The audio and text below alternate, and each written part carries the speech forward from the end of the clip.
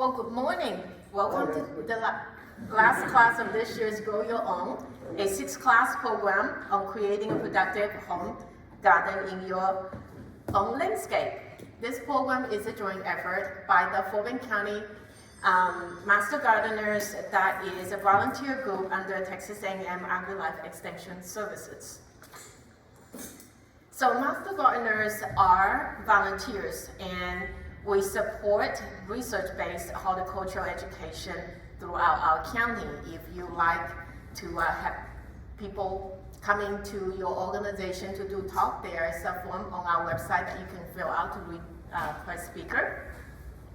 I'm Angela Chan. I'm from class of 2019. This is my very first time presenting, so bear with me if you detect a newbie instructor. With me today, a few Master Gardeners that some of which could not make it today, but at the front you met Brandy Rader. She's our program coordinator for the Master Gardeners, as well as Baquette. He's this year's intern. Should anybody be interested in joining the Master Gardeners in the future, get with Brandy for next year's class. And with me here today, there is also Mr. Boone Holiday. He's our extension agent, and he's the resident expert, so ask him all the tough questions. A few logistic items. We will have this video recording available on our website in about a week or so, along with resources that we will share toward the end. And those will be emailed to you, so you will have this as a reference. And for those who cannot attend physically today, some of us thought that it was a Zoom class like we had before during the pandemic. We will also not have an official break, but feel free to take a break anytime you need to. Just exit the door in the back, turn to the right, and then the set of restrooms are on the left. For those of you who are interested, we will also have a quick tour of our new demonstration garden out this door after the class, so you can see the setup and take some ideas away to your own home design, home garden design. And also, if you have any questions, feel free to ask away if it's relevant to the topic, but we will have an official Q&A session toward the end.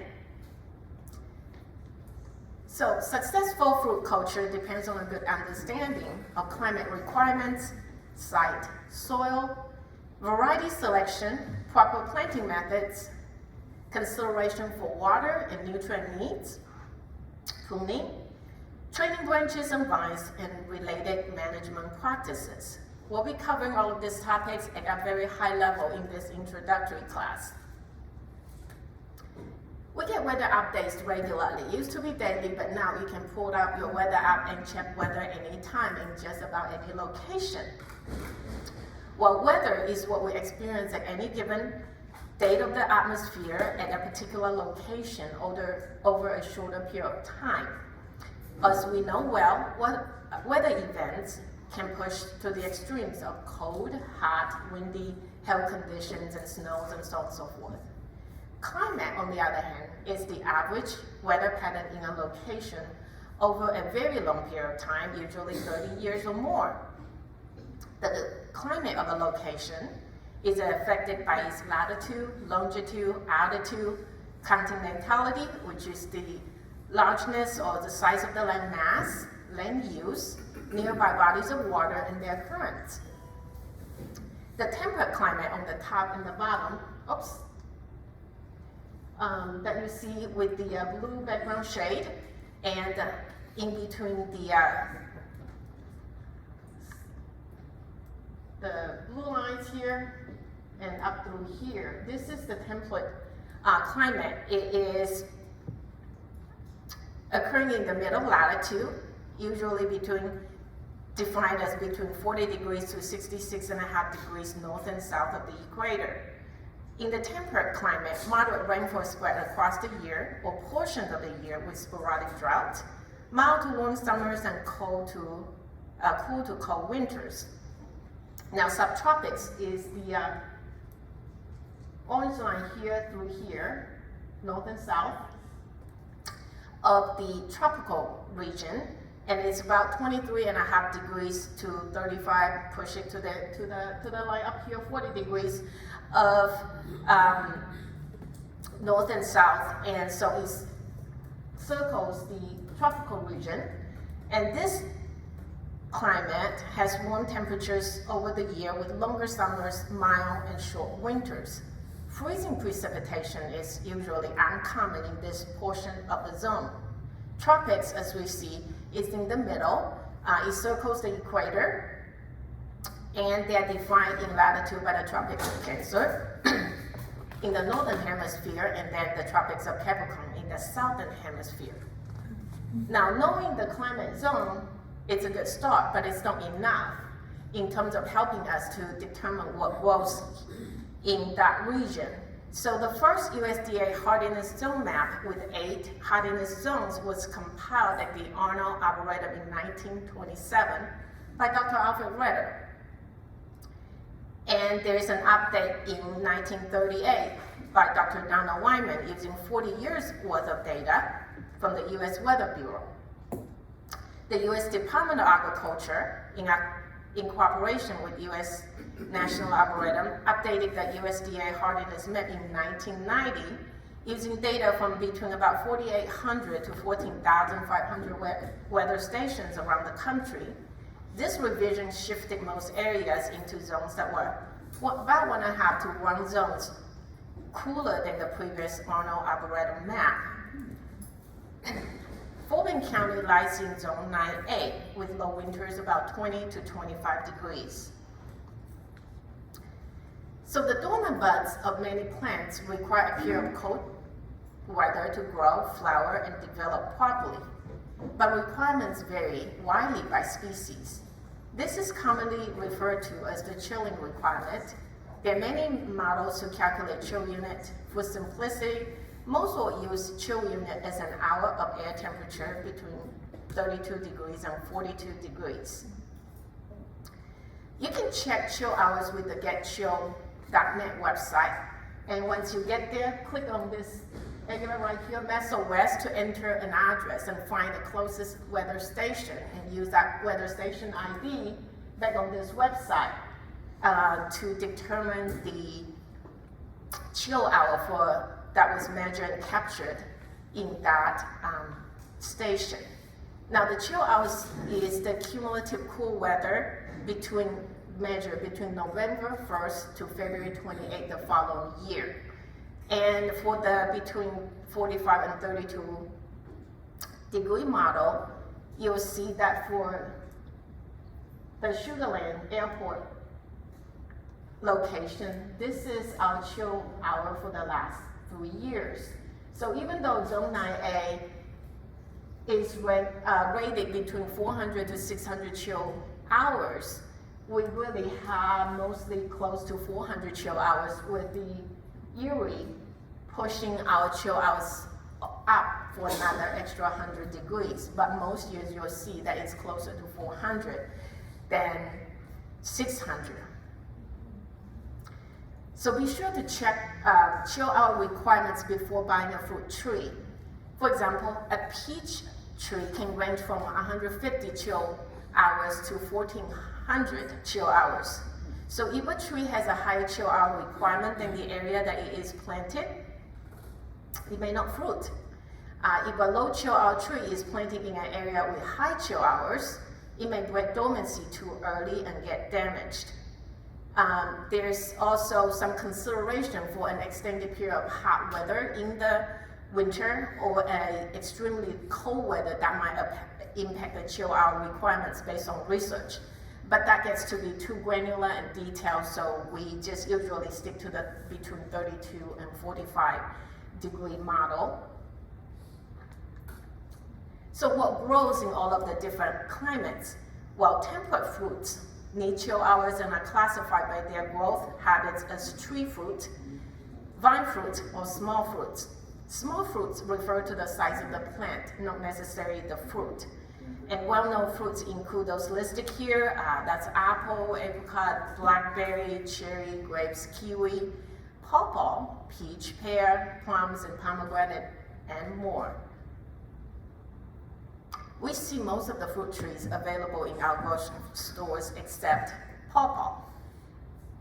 Well, pawpaw, because it is short shelf life, is not as commercially and as widely available, but if you have the room and can grow it, give it a shot. I hear it's great tasting. And anybody want to offer me a taste, do let me know. Subtropical and tropical fruits are generally evergreen and perennial with limited degree of frost tolerance. Subtropical needs hot summer and may suffer foliage loss during the winter.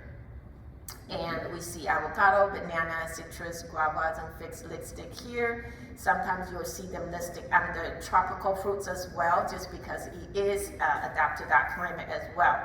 Now, tropical fruit, though, true tropical fruits need a freeze-free, warm, humid climate. Popular tropical fruits in our grocery stores include dragon fruit, longan, mangoes, papaya, pineapple, rambutan, star fruit.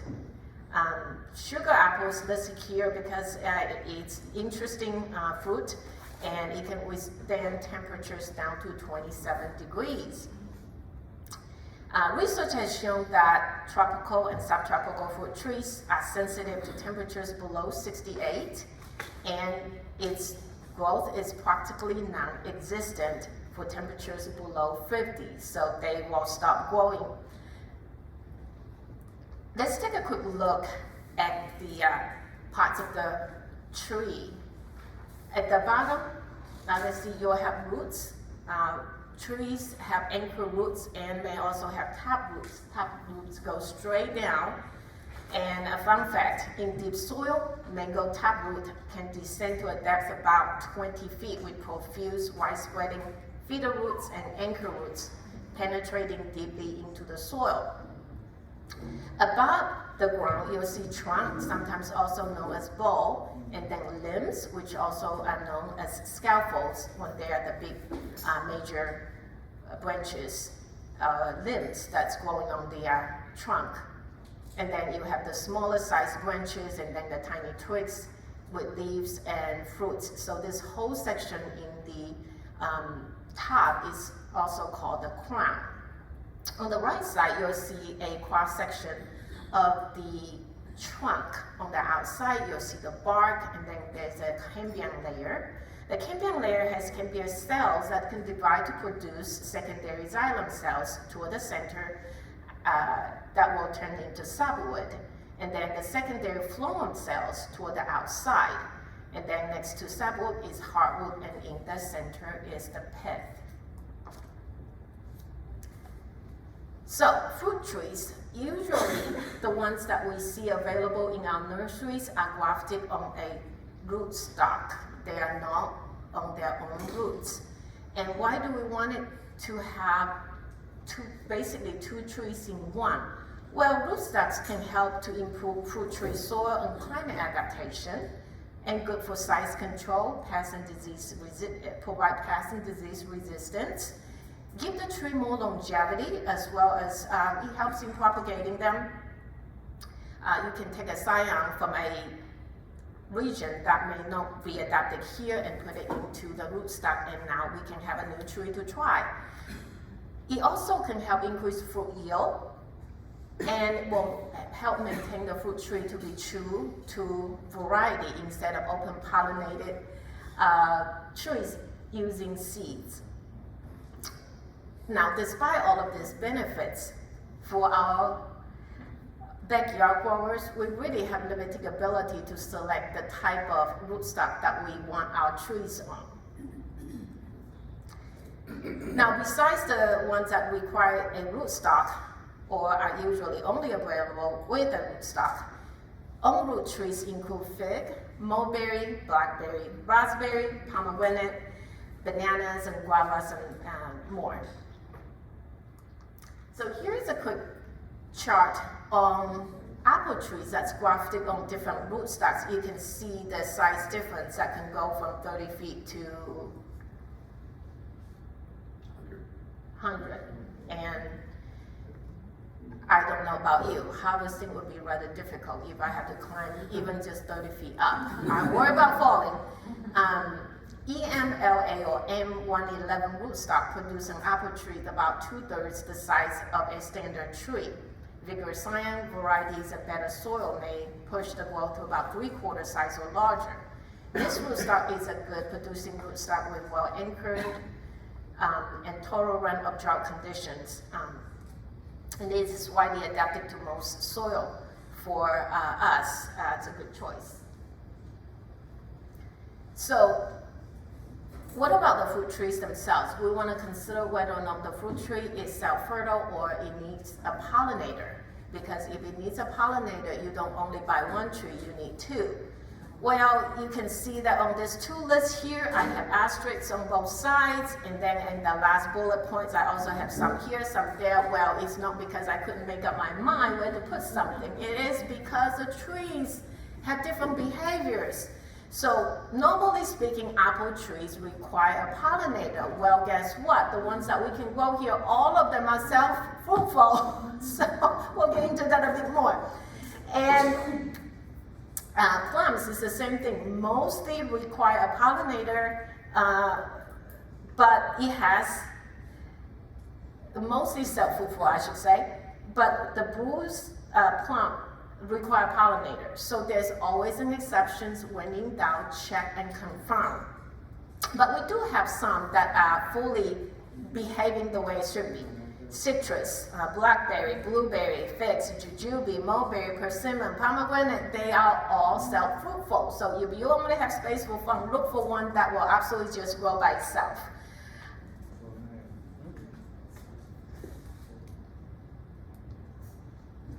So besides variety consideration, we also, besides the self-fruitful or pollinators, we want to consider the type of variety I just mentioned, apple. All of the ones that grow well here are self-fruitful. So those are the varieties you want to consider. You don't want to buy a Granny Smith apple that will not do well here. And then you want to also consider what's practical and desirable. I know fig is not a favorite of everybody, but guess what? Fig grows here, and Boone and I was just having a conversation earlier that maybe we can all learn to love it because it's so easy. Even if it's not necessarily desirable, we can learn to love something because it is practical. It doesn't require you to do much.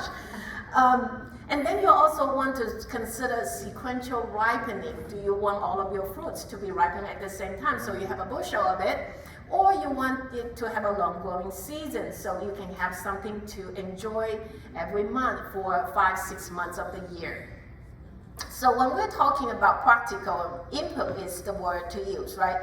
It is the product or substance such as fertilizer, pesticide, crop protectants, or any techniques that you need to do, including weeding, pruning, that you need to do to maintain production and keep it as pest and disease free as possible. So some of the low input fruits include Asian persimmon, jujube, muscadine grapes. By personal experience is that every single one of them still needed a little bit maintenance, but for the most part, just water and weed is enough.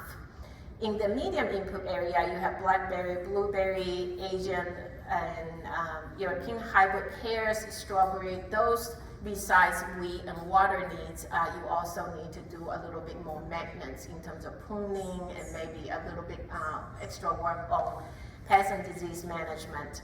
On the high input one, load it on. You want to consider water with management, nutrient, pest and disease management, pruning, training, so on and so forth. It has a lot more work, but look at the list of fruits. Yeah, apple, citrus, peach, other stone fruits. So those are delicious fruits that we want, so maybe it's worth the effort. So let's take a closer look at the fruit trees themselves. Most of the temperate fruits are in the rose family or Rosaceae, and that also has multiple classifications underneath it in different genus.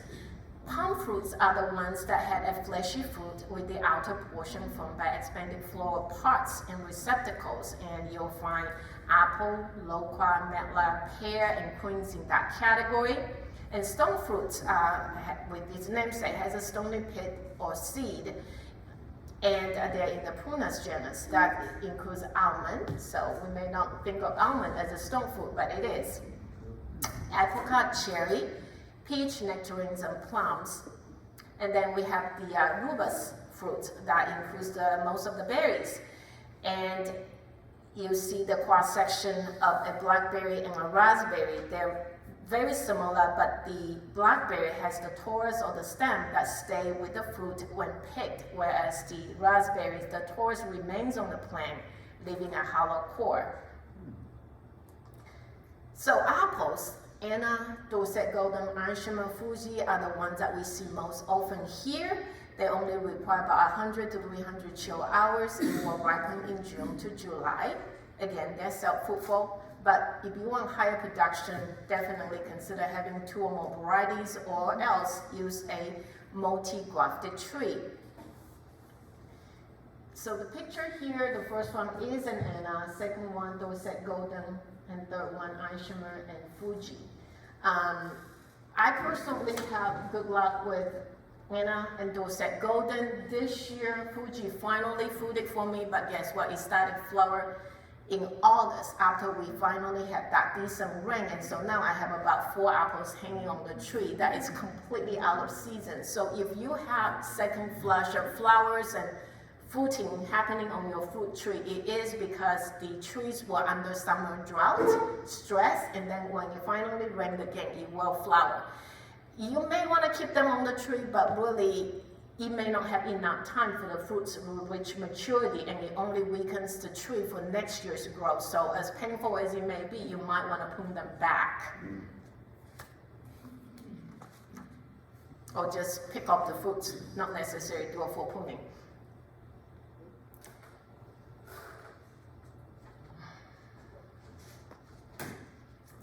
So Loqua is a large evergreen shrub, or can be a small tree growing for its orange fruit or its leaves, which are used to make herbal tea. It's also cultivated as an ornamental plant. It is otherwise known as Japanese plum or Medlar Chinese plum elsewhere. Mature Loqua tree can withstand temperature of down to 10 degrees without serious injury. However, both flowers and fruit are killed in temperatures below 27 degrees. And why is this important? Because Loqua flowers in the fall and the fruit matures during the winter. So if we have a frost season, you are pretty much guaranteed not to have any fruit. Now, the well-established trees I see around us usually will still have some fruit that will make it through somehow, some way. But the temperature here is what's making it limiting in terms of fruit production. But it's well worth it because it is a tangy, sweet tasting fruit. The seeds are large, and so it's really easy to just get them off. So you can eat them fresh, and if you have a whole bunch of them, processed them. Pears. Most pears sold in Texas are grafted onto Apyrus kaliana rootstock, which is remarkably resistant to disease or fire blight, and the varieties that grow well here include 20th Century, Acre Home, Kiefer, Pineapple, Southern King.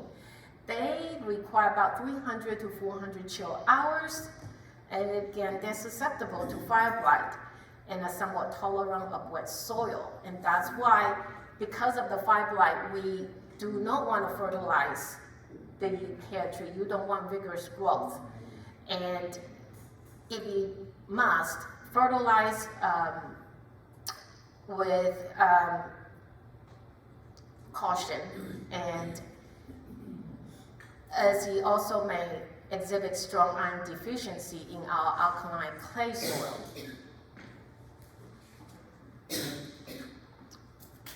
Apricot. These freestone fruit taste sweet, subacidic. It's also another early bloomer. It will also set fruit early. Think about Loqua again. But the harvest for apricot different from Loqua. Loqua usually you are able to harvest by about February if they make it through the winter.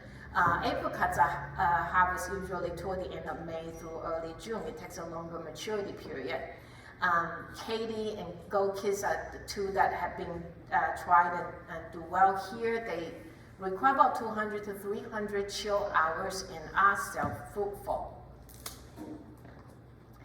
Peaches and plums, yum. Lots of different fruit varieties. It is an ancient fruit native to northwest China. And peaches have the hairy skin versus the smooth skin on nectarines.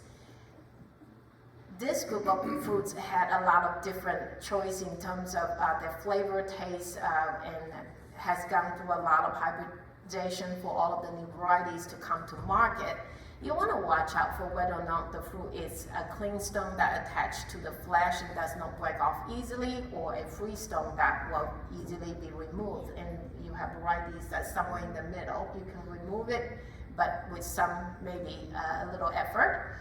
They're mostly self-fertile, and you'll find them on Nimagard, Lovell, or Citation rootstock.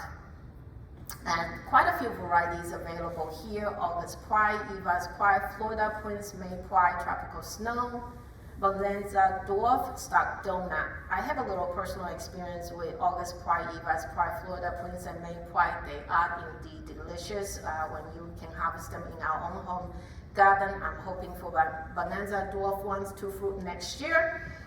Nectarines, we have Arctic Star, Double Delight, Snow Queen, that we typically see over here. So other stone fruit trees include nectar plum. Spice G is a nectarine peach and plum hybrid. It needs about 200 to 300 chill hours. And also Pruat. Pruat is a plum and apricot hybrid. Flavor Renee has yellow flesh with large oblong fruits that is firm and sweet, and it's best to pollinate it with another Pruat or Santa Rosa plum. And besides Santa Rosa plum, Medley, Scarlet Blue Beauty, Hollywood, and Gold do well here. I had huge success with Scarlet Blue, Black Beauty the last few years. Blackberries. It's an interesting vining plant. It grows on vines or canes. So the first year growth is called a primal cane. Most primal canes do not produce fruit. And then you save those canes. Next year, the fruits will produce on those same canes, but now they're called floor canes. That's to distinguish it from year 1 to year 2. Because of the long vines, they do need support if you want good fruit to harvest. They prefer sandy soil with a pH of 4.5 to about 7.5. And if the soil has a high alkalinity, it might have severe iron corrosis. The Natchez thornless and Ouachita thornless varieties do well here. And Prime Arc Freedom is one that is gaining popularity here as well. This is another University of Arkansas hybrid product, and it is a true annual production one where the primal cane will produce fruit in the first year, and then the floral cane from last year will also produce fruit. So you have a longer fruiting season, but most people have reported that the primal cane productions are not as flavorful or as good as the floral cane productions. But at least you have one that will produce on primal cane. The thing is, by year 2, you will have fruit every year, so it really didn't matter. So pick the ones that gives you the best fruit that you enjoy. Rabbit eye blueberry. Well, blueberries are truly an American fruit with several species native to North America. It is an excellent choice for organic or earth kind orchard because they have few serious pests and need little fertilization. They're native to the southeastern part of the United States and are called rabbit eye because the berries turn pink before they go blue, reminiscent of the eye color of a white rabbit.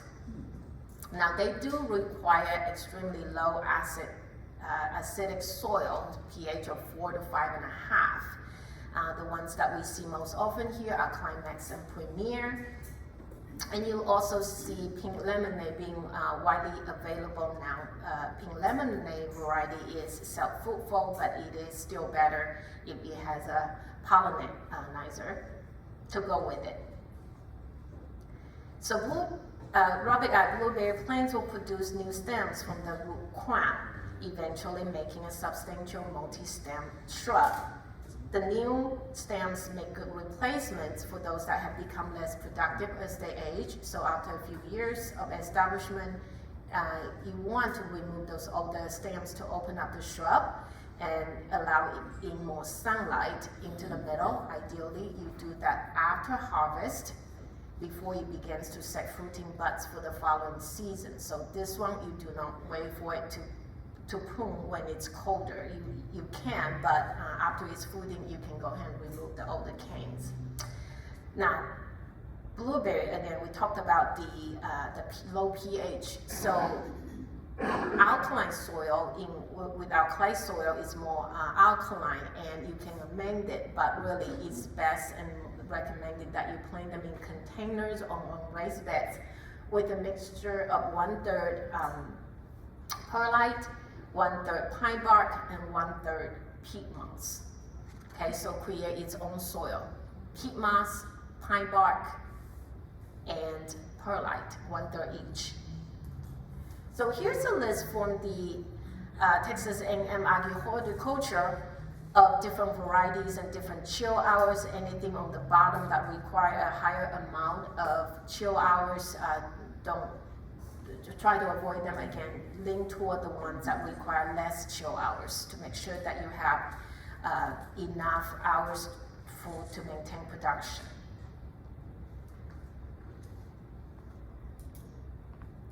So high bush, from the word, right, means tall bushes.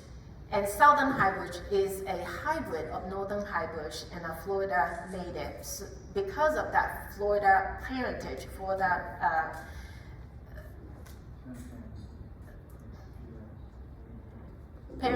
it's suitable to our area with very mild winters. And you'll find Jewel, Rebel, and Sunshine Blue that are recommended for our area. And Sunshine Blue is also a semi-dwarf and low chill variety, so give it a try. Citrus is in the Lou family, and there are a ton of citrus available. Flying dragon is the rootstock used for dwarfing the tree, and most others are grafted on Trofolia orange, and scientifically known as Citrus trofoliata or Panceras trofoliata. Kumquat is prized for its skin, not the fruit. The fruit can be used like a lemon, but most people just enjoy the skin. And we have a good variety of lemons and limes available, as well as oranges, mandarin. Setsuma is a hybrid of a mandarin and a pomelo. Tangerine, a hybrid of orange and mandarin.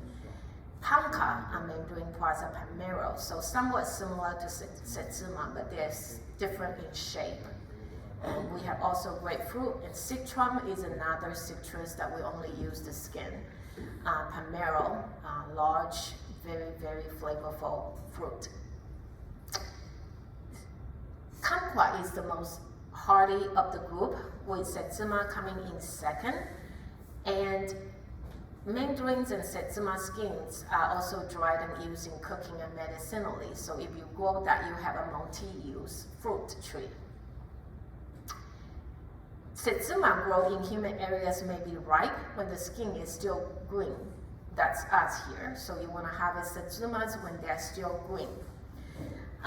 But for those that grows in a cool night temperature area, you will see bright reddish orange skin at peak.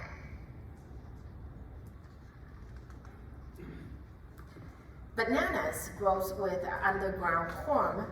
The trunk is a pseudo stem. It does also have a lot of good strong roots, but you see a huge underground corm. The 135th leaf of a banana is the terminal inflorescence that bears the fruit. So you can see it growing and growing, and like, when is it gonna flower, when is it gonna fruit? Well, it will come when the 135th leaf comes out from the center. It can be killed to the ground in the high 20s temperature. It is self-fruitful. It will have a lot of suckers or pups, and you can utilize them to for propagation. Just slice it off by the trunk and bring it in with the comb intact, or at least a good portion of the comb, and you will grow. The varieties that are recommended here include the dwarf Cavendish, blue Java, otherwise known as ice cream banana, lady finger, and manzana. Figs, we mentioned it briefly earlier. It is self-fruitful, matures in June to August, and varieties that we see here, Alma is a Texas breed, but brown turkey, Celeste, Little Ruby, LSU Gold, and LSU Purple are quite widely available in our nurseries here. Smith is a green skin one. They're vigorous, and when you buy a fig tree, you want it to consider whether or not its fruits are open-eyed or closed-eyed. Closed eyes are the ones, obviously, with the eyes very, very tight. You don't want open-eye because you don't want any insects or bugs to get in there. I will not get into more details about how some of the figs get pollinated because it's not as applicable to us. But the fruits may rot in rain because it will rapidly grow and swell up. And so again, you want a tree with closed eye, and that's adapted to our climate. And one good thing about the fig is that it will kill in frost. And the interesting thing is that most of us, if we have any fig trees, you see that they lose their leaves in the winter. Well, you may think that it is a deciduous tree, but it is not. It's actually an evergreen. And the reason it's losing all of its leaves is because it's growing in our climate that is too cold for it, so it naturally shed all of its leaves, and then it will grow in the spring. So keep it watered in the summer and you will do great. It is a truly low input fruit tree for us. So jujube, it's self-fruitful, it's otherwise known as Chinese dates. The tree will put out a lot of suckers and it's also thorny. You should remove the suckers anytime they come up, but save any major pruning while it's dormant.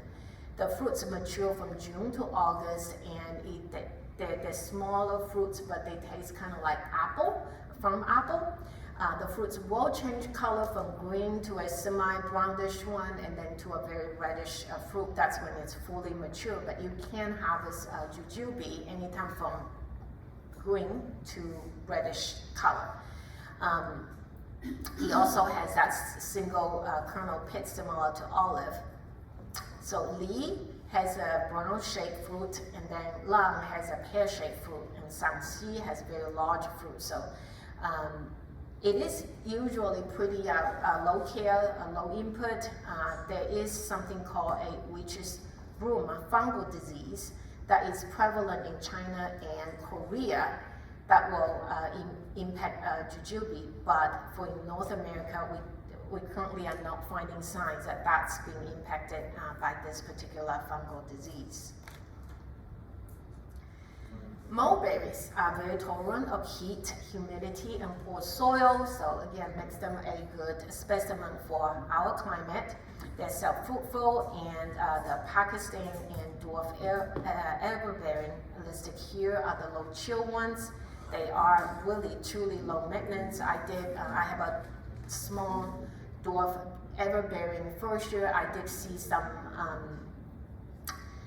pests, that's a webworm growing on the tree. I just cut the whole branch off and threw away the whole branch. For the most, I did have a little scale issue here and there, but for the most part, once I got the scale removed, everything was fine. And for me, this year it is a biennial fruiting, like fruit twice a year. It fruited in the spring, and now I have fruits on the tree this time of the year. So again, trees stressed during the summer, water comes again, rain comes again, it may flower and fruit. And for this one, because the fruits are so tiny, it is able to mature in time for me to have some harvest. They're delicious, has raspberry-like flavor, that is described as a cross between a strawberry and a grape with a hint of smoky teak. Persimmons, as a wonderful fruit, you have astringent and non-astringent varieties. Fuyu is commonly available here. It can be eaten crisp like an apple, or you can leave it to soften and get sweeter. The astringent varieties you really do not want to eat before it's ripe. Your tongue, your mouth will pucker, and you will not like it. We also have native persimmon. It's good for wildlife or make a good landscape tree. But the fruits, while tiny, they are delicious when ripe. I had one in my church property every fall. It just drops this gorgeous fruits, and we pick it and we enjoyed it when the birds don't pick them up. Coffee cake persimmon ripens about a month before fuyu. The fruit is large and roundish. It's called coffee cake for its rich flavor and brown flesh color when ripe. It is non-astringent. So this is another exception. It is non-astringent, pollination variant, which means that when pollinized, it develops its rich and sweet flavor the best. It is also non-astringent when it is pollinized, but it is astringent when it grows solo. So again, think about all of these interesting facts on the specific variety of the fruit that you purchase. So other notable fruits include avocado. Who was it that talks about avocado? Dragon fruit, guava, kiwi, longan, mango, papaya, passion fruit, pawpaw, pineapple, and star fruit. All right, so there are a lot of choices for us here. These are tropical fruits that can produce here with some protection. Avocado's trunk and stems are susceptible to sunburn and need protection for 3 up to 5 years.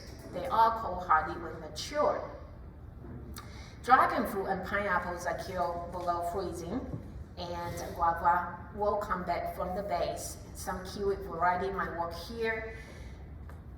So give it a try if you've got the space and the time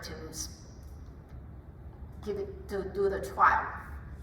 Now, we have to consider where to grow the fruit tree.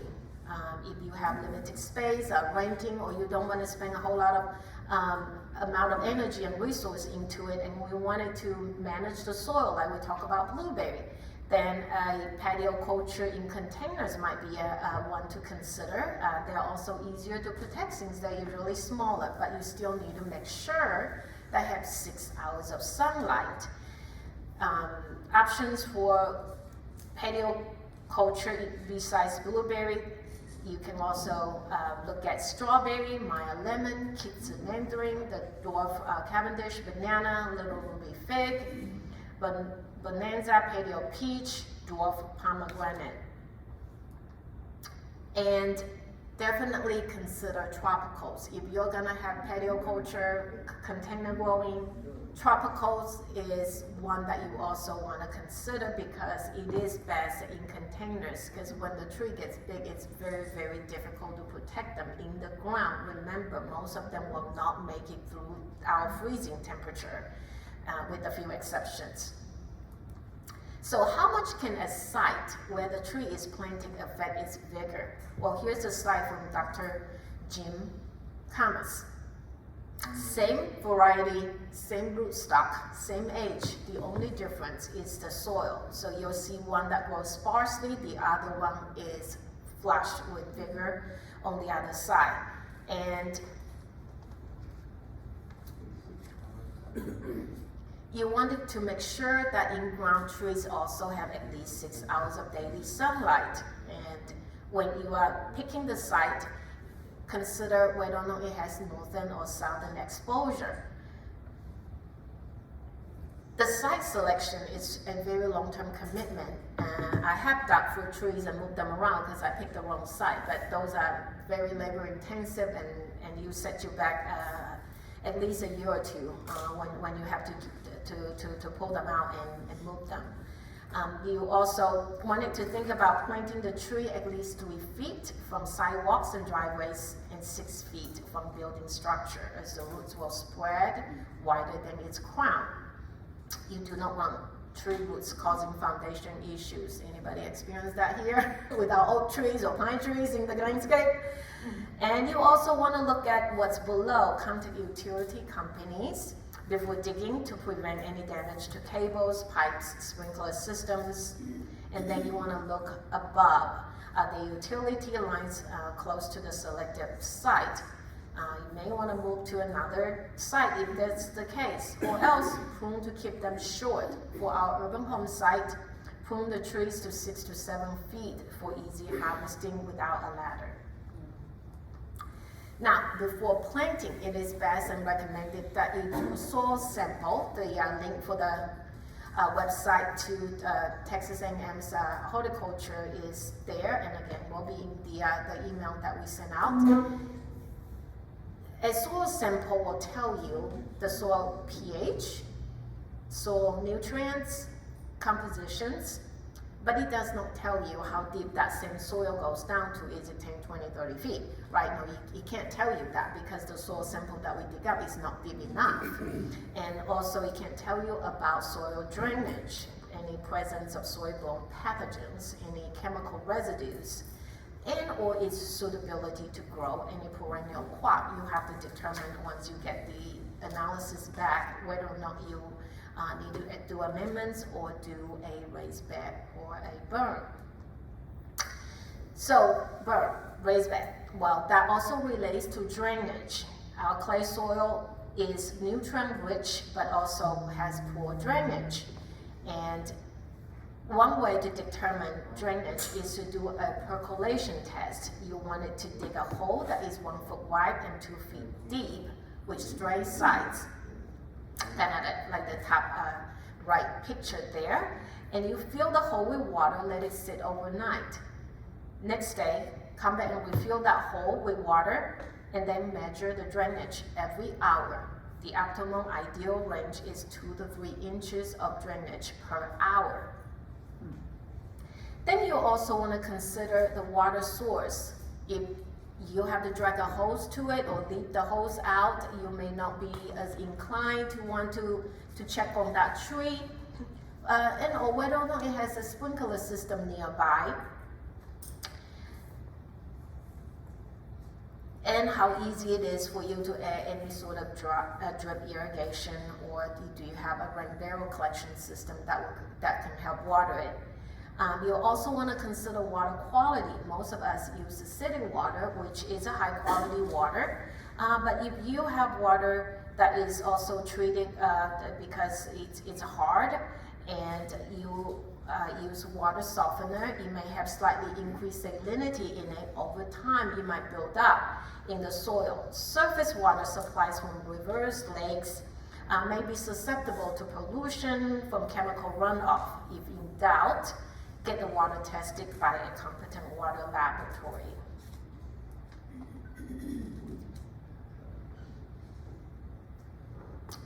So other considerations including the space to grow, and then whether or not there's enough circulation, if you pack it in a high density environment, whether or not the trees are still spaced adequately, and also access for maintenance.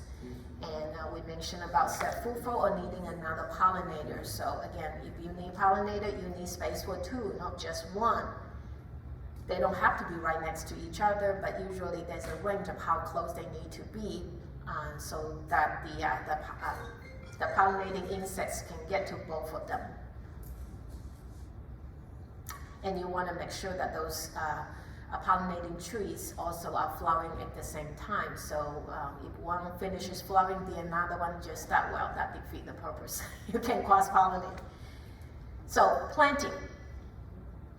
You want to remove all vegetations within a minimum of 3 feet diameter, circle or a 4 by 4 square area. Locate the root flare at the top, and that's the point where the trunk transitions to the roots. Remove any nursery soil above this point, but making sure that the roots are still covered. Trim the roots that appear to be circling the root ball. If you take it out of the pot and there's a whole bunch of roots that just go round and round and round, cut them off. And any roots that are already dead or damaged, trim them away, and then you want to measure the depth of the root ball from the flare down to the bottom, and that's how deep you want to plant the tree. You want to dig a hole that is that deep and also wide enough to easily accommodate that whole root ball, but at least twice as wide on the top, with the widest part opening up like a walk, and do not dig a hole that is up and down like a stock pot. Also, once you're done doing that, scrape the edges so that the edges are not, clay soil, if you shovel down, even though it's nice and curved, the walls are still pretty firm, right? Poking to those side walls, and so again, to loosen them up a little bit so that way water, moisture can get through, and air as well. And then once you put the planting, check for straightness, make sure that the best looking side with the lowest branch you want to consider you planting it on the south west side of the location, so it gets more sunlight, it can grow faster. You want to backfill the hole halfway up and then water it, and then let it drain a bit, and then backfill the hole for the rest of the depth. Make sure you do not add amendment to the soil. We wanted to make sure that the tree is adapting to our soil. If you amend it, then it gets used to all the good stuff. It gets lazy. It does not want to penetrate the soil, and now you have a bathtub on your hand. You want it to get used to it. Now, when you finish filling the top, tempt it lightly, but do not pack it hard, and then water every day after planting until it's established, or when there's rain event, you can stop. A water caution, a fruit tree should not be grown with lots of nitrogen and lots of water. Some people grow their fruit trees the way they grow their lawn and then wonder why it's going great, looks beautiful, it's healthy, but it has no fruit.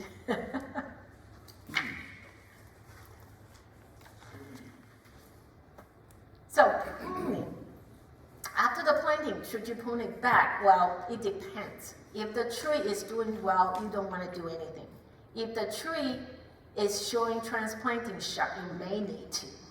So, in the situation where you have circling roots that were cut and now has a lot smaller root system or a dormant root system, newly transplanted trees may suffer from water stress. The crown on the top loses water a lot faster than can be absorbed by the root mass. Water stress reduces the tree's ability to produce energy, it diminishes its growth, and subjects the tree to environmental and pest-related problems. Altogether, these problems create the transplant shock that could potentially kill the tree. So if that's the case, when you see limping, you may need to see whether or not that's the situation and want to prune the tree back. But bottom line, do not prune unless it's really needed or you are needing to establish a growth pattern. Well, so what growth pattern you may want to establish? This slide here shows the open center pruning system that's good for apricot, nectarine, peaches, etc. And you want it to cut off the central leader, and you maintain branches that's all around the trunk. So this is a two-dimensional picture, but in a 3D picture, they're all around the trunk, not left to right. And you want it to maintain those branches in the subsequent years to where they grow stronger and become the main scaffolds. And over time, you will have this open center or vase-like shape. Most of the fruit trees are not recommended to use a central leader system. This is where you have one big strong trunk going way up and then branches on the side, similar to what you see on a pine tree. That's great for landscape, for shade, but not for fruit tree. So the other system you may see is a modified central system, somewhat like this, with the top cut off, and you have main limbs and scaffolds. So what do you prune? You want to prune suckers that come up from the bottom. You don't want competing ones. You don't want a baby tree underneath your main tree. You want to trim up stubs or broken branches. You also wanted to trim anything that is downward growing. They are going to weigh down the branch and potentially break that branch. You don't want any rubbing or crossing branches. They'll hit each other and shade out each other, not good. Parallel limbs, same thing. They may not hit each other, but they're one on top of each other. They are shading out each other, not good. Pick one and cut off the other. And any upward glowing, straight up interior branches, like here, those are called water sprouts, and they are vegetative growth that don't produce, so get rid of them. And then also anything that has narrow crotches. Now, anything that is grow very close to the trunk, less than 45 degrees, you want to consider removing them or use other mechanical means to push it down a little bit.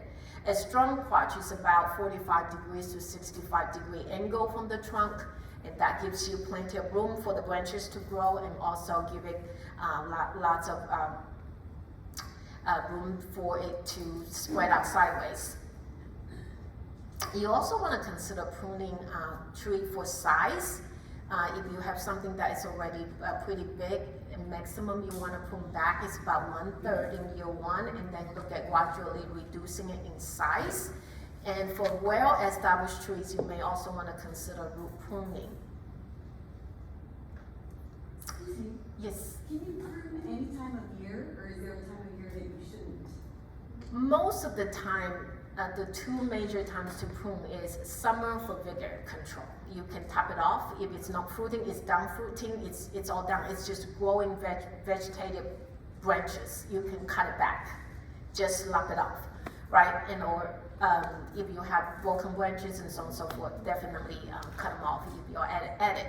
But most of the pruning are gonna be in the winter, when it's dormant. You don't wanna prune it back while it's still actively growing, because that defeats the purpose. Because in summer, if you do the detail pruning, it's gonna actually encourage growth when you prune it back, because the energy has to go somewhere, right? So you wanna do all of the detail pruning in the winter while they're dormant, but also all of the leaves on the temperate ones are falling off, they're deciduous. You can see better what's not desirable. Now on the subtropical and tropicals, because they're mostly evergreen, then you can look at pruning them more adapted to your available time. But things like banana, that is evergreen, you really don't want to prune it because it likes to have its leaves, so that way it stays warmer. Irrigation.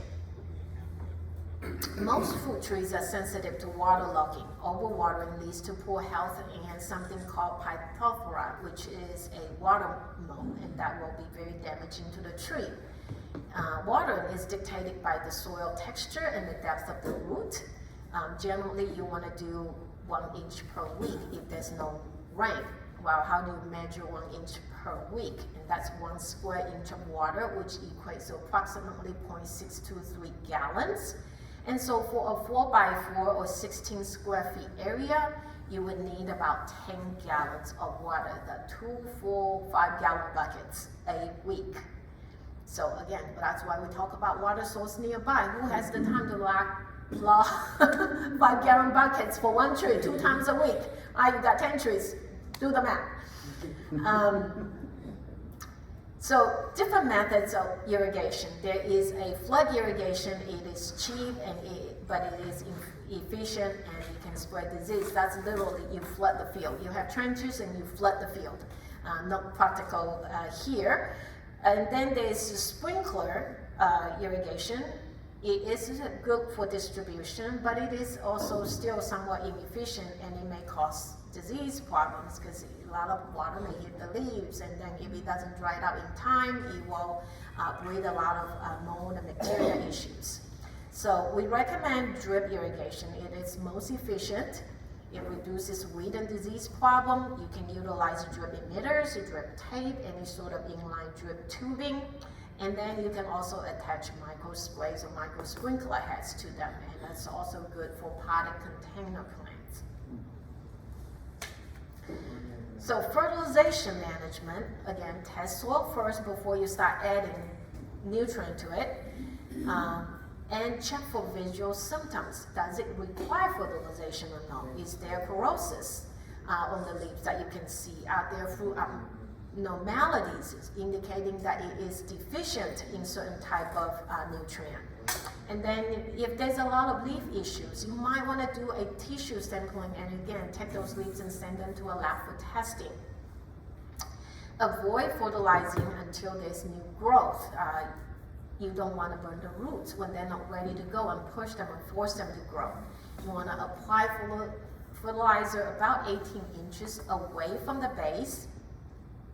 And again, for micronutrient and in a more alkaline soil, you will want to ion chelated products, and specifically the one that has EDDHA marked on it to work with the alkaline soil.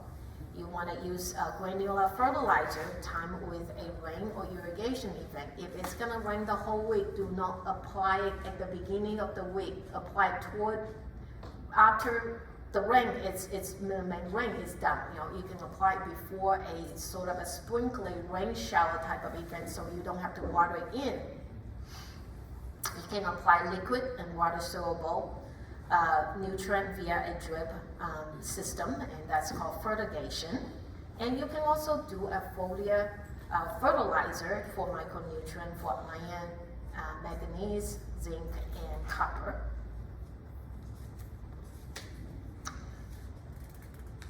And remember, for our 4-bank clay soil, generally nitrogen is only needed for ground trees, and you again check for nutrient needs and visual symptoms before you decide to fertilize.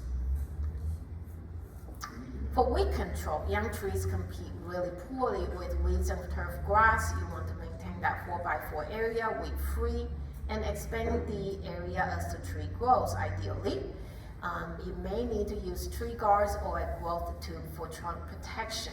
Water caution, those tree guards are also good shelters for fire ants, so we may need to go back and check whether or not you are harboring a lot of fire ants on that trunk. That's not good for it either, so take measures to protect the tree from fire ants. And also mulch. Make sure that it is protected cover and that the water remains available to the tree. So for disease and insects management, we use something called an integrated pest management system that has 4 key strategies. And this includes plant varieties that are genetically resistant to pest and disease, or rootstocks that are resistant to pest and disease. Biological control would be using one organism to control another. Think about beneficial predators.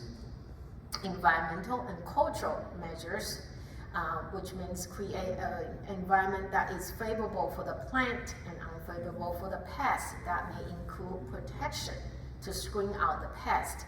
And then last but not least, utilize chemical and treatments as a last resort. So how do we go about diagnosing disease and pest problems? First, you want to know what your normal host plant look like. This first picture here has yellowing leaves, yellowing fruit. It is absolutely normal. That's a variegated lime, so you don't want to do anything to disturb that. It looks beautiful, but it may look sickly to some. Right? And then you want to look for symptoms and signs. Symptoms are abnormal appearance, spots, there are areas on parts of the leaves, and discoloration, cankers, welts, etc. The sign, and look for signs of pathogen.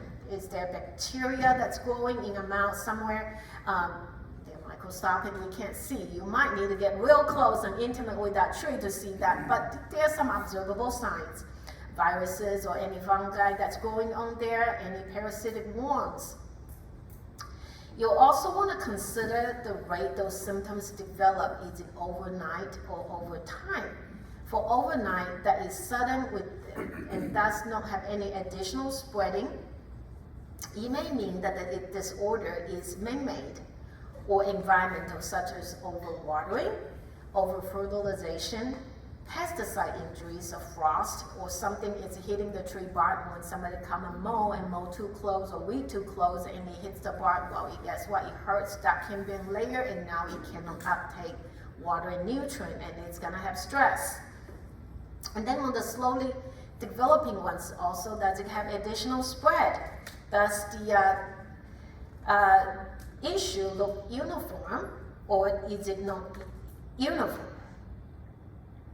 And patterns on the plant, is it on the top only? Is it on the bottom only? Is it one side of the tree? Is it scattered? Is it spreading to the trunk? And also patterns on the landscape. Is there any wet area sitting on the ground? Is that overall poor fertility? Everything that grows around it just looks sad. Is there compaction? And we don't know, there's major wind exposure. Is your tree leaning one way? Lots of high force wind forcing it to tilt, right? Also, is there sun exposure? We talked about sun scalding the trunk. So check those symptoms and look for patterns. When you're not sure, or even when you're sure you want validation, email us. I say email instead of giving you the phone number, even though we have the phone number on our hotline, is because usually it's most helpful when we have pictures as well as your additional detailed description of when you see this problem, what does it look like. Send us that email. The website on our webpage has a form in there that you can fill out and attach your pictures. So send them in, give us the additional details. Someone will contact you and follow up with you. We have a team of master gardeners that man our hotline 5 days a week in the mornings. And if they can get to you the same day, they will get to you next day or soon enough. Sometimes we require some time for us to research and get back to you with the right answer. So next to the variegated lime, you will see the next picture is has a symptom of fire blight. This is an apple leaf. This one, most of us probably know pretty well, leaf minor issue on a citrus. This one is a Coronium blight, also called shoot hole blight. It's a fungal disease for stone fruits. And then the last one here is a citrus scale pest damage and problem. So this tiny insect will suck the sap from the citrus tree and then produce a honeydew, which is then feasted upon by ants. So it's adding salt to injury. So some of the common disease and pest problems for palm fruits, again, those are the apples, metla, pear trees, include apple scab blight, cankers, moldy core rot, rust, viral disease, and then for the stone fruits, you have borers, bacterial cankers, mercurial. Citation root stock will dwarf the tree a little bit, but it's also resistant to root knot, nematode. Nematode, for its namesake, is very resistant to root knot nematode. Citrus trees also have a long list of potential disease and pests. Again, now you wonder why we list them under high input. They have aphids, whitefly, greasy spot, scab, cankers. I mean, you name it, leaf miner we already mentioned. And then there's this interesting fella that likes to eat citrus leaves. It is called the orange dog caterpillar or bird poop caterpillar, but don't be in a hurry to decimate all of this. That caterpillar is crawling on your citrus tree because it turns into this beautiful giant swallowtail butterfly. So if you can spare the leaves, let them feast on your citrus, and so you'll have butterflies. Now, citrus are also susceptible to something called CVC, which is citrus variegated chlorosis. It's a bacterial disease. It can be transmitted between citrus trees by the large leaf hopper insect called sharpshooter, and it can be transmitted via grafting. infected leaves mature, the brown lesion becomes visible on the underside of the leaf opposite the yellowing. And suggested treatment really is just to prune it away. The last item here is Huanglongbing or HLB. That's citrus greening, the infamous ones that cause all of the quarantine. So if you buy a citrus tree in a county, keep it in that county. Do not share it with anybody else in a different county. Do not share any science and no cross grafting anything. Keep it here.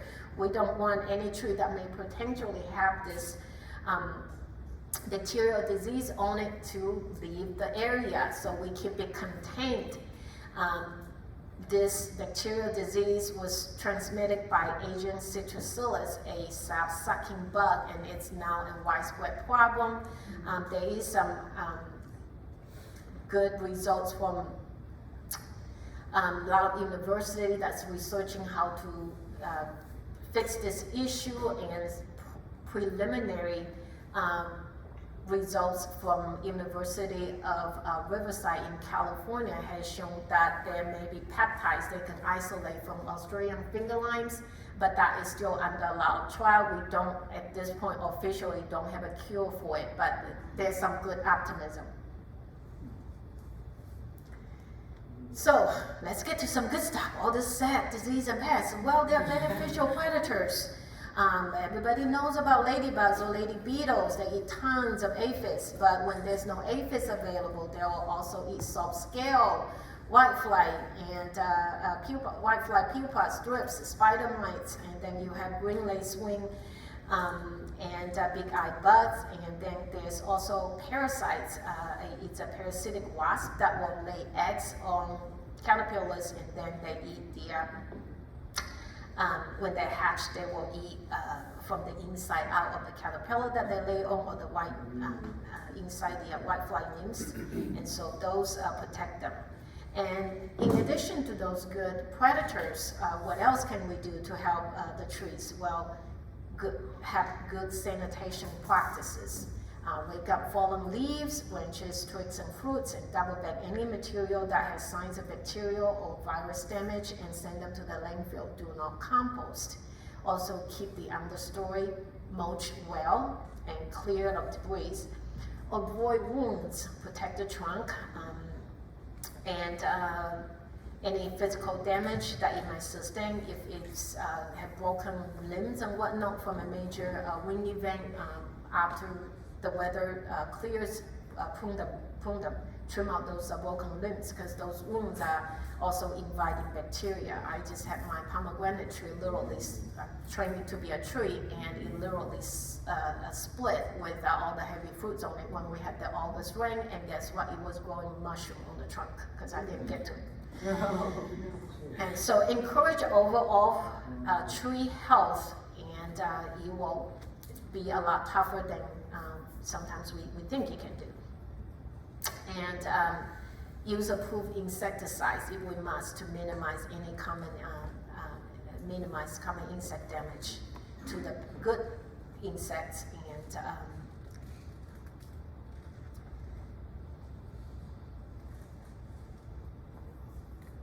okay, let's get to a high-level tree care calendar, because when I was new, I find it very helpful for somebody to tell me what should I do now, then, and next month. And so this is really high level. It's not prescriptive, just suggestions. So in January, in the first quarter, if you already have some semi-dormant trees, they still need water if there's no rain event. Be vigilant about freezing temperatures with your tropicals and subtropicals. Protect as necessary. In February, you might want to water again when there's no rain, and apply compost, and buy new varieties that fruit tree sells, but do not plant until March. And again, be vigilant about late freeze. Usually happens in middle of February 2 years ago, right? Determine and spray for disease control if we have those trees that needs pruning, needs spray. And in March, you can plant new varieties if weather permits. That's usually between March 5th through the 15th in our area. Water deeply, and then apply compost. Do not fertilize fruit trees in year one, generally speaking again, right? and fertilize in second year only if the trees show new growth of new twigs and leaf.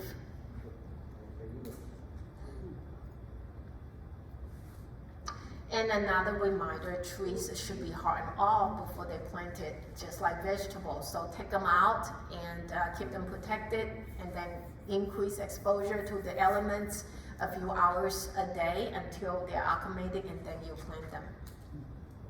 So in the second quarter, you want to increase watering as the weather warms, and then freshen up mulch. Plant the subtropicals, now they're ready for the ground. Fertilize if you need to, and start a regular summer watering schedule in May. This past year, May already was wholly high temperature, no rain for the entire month with 100-degree high temperatures. You want to definitely keep those trees well watered. And during May, you can fertilize if needed. June, pretty much the same, water deeply once or more a week, maintain mulch. And this also is the last month you want to fertilize. Again, we don't want to keep on fertilizing and let it have a lot of vigor during the hottest months of our climate. And tropicals should be kept as containers and planted and if you want to, you need to plant it in a shelter area where it has ample shade. And also protection from the wind and then the cold months. In the third quarter, in July and August, just maintain watering, not a whole lot. In September, you can begin decreasing watering frequency as the days cool, and then also plan for what else you might want to add to your collection of trees. And then maybe also start ordering frost cloth, given the supply chain shortfall in the last few years. Start buying your supplies before they run out. In the last quarter, you want to definitely decrease watering as temperature cools, and then in November, maybe once a month in the ground, twice a month in greenhouse, and then prepare for winter protection. Get any sort of structures that you want to put around the trees ready in place, and then move container grown specimens to the greenhouse by the middle of the month. Cage your dwarf papayas and fill with pine straw.